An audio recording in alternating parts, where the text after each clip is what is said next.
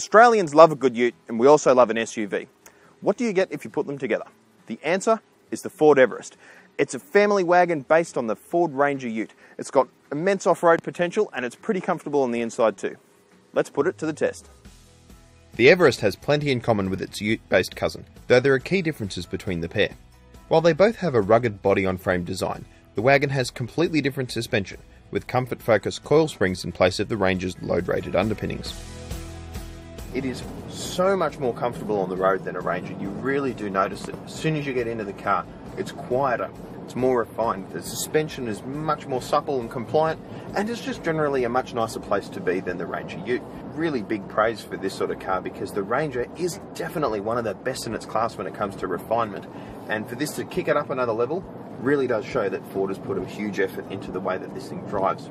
Under the bonnet, the Everest has a revised version of the Ranger's 3.2 litre 5-cylinder turbo diesel engine. Tuned to make 143 kilowatts and 470 newton meters, the engine is smooth and powerful, driving all four wheels through a variable mode four-wheel drive system designed to tackle any surface. Now, it's available in Australia only with a 6-speed automatic transmission. Other countries get the option of a manual or even 4-cylinder engines, but for now, Ford Australia is going with a tried and true spec of a big diesel and an automatic, just the way Australians like it. One of the methods Ford has used to try and make this car fairly quiet and refined on the road is active noise cancellation.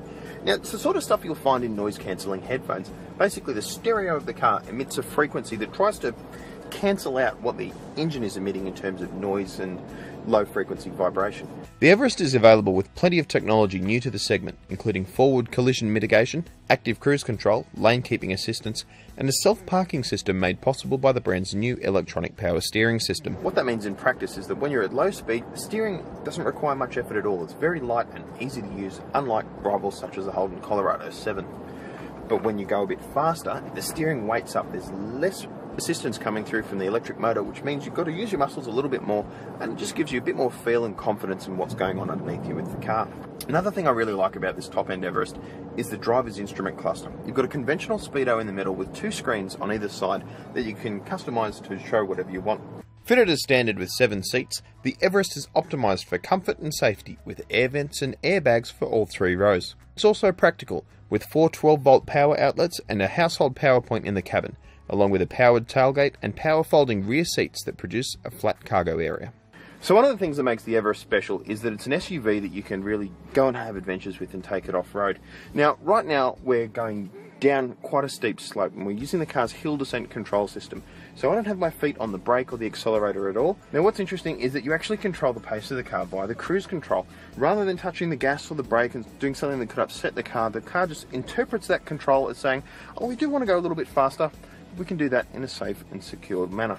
And one of the other cool features of the Everest is its terrain select mode. Now down here by the gear selector you've got a rotary control with different settings for normal driving, for sand, for rock and slippery surfaces like snow that controls things like the transmission and the throttle control, just basically to make sure that you have the optimum purchase of the road at any given time. It's got a great four-wheel drive system. It has low range, though we're not using it yet today, and it's basically finding no problem whatsoever going through some not really that demanding roads, but on some mud and clay and some various surfaces that would challenge conventional SUVs that don't have the sort of the rugged underpinnings that the Everest does.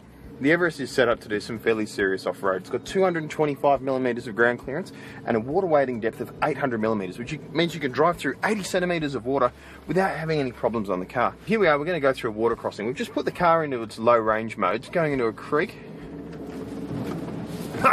Water right up over the bonnet. That's always fun.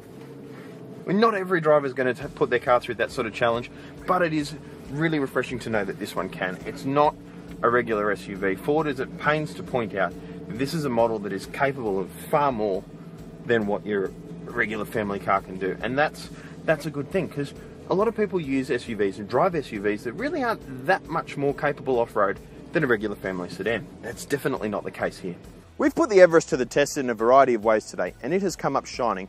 Ford has done an outstanding job of taking a rugged work ute and turning it into something that is capable off-road, comfortable on the highway, and suited for family life.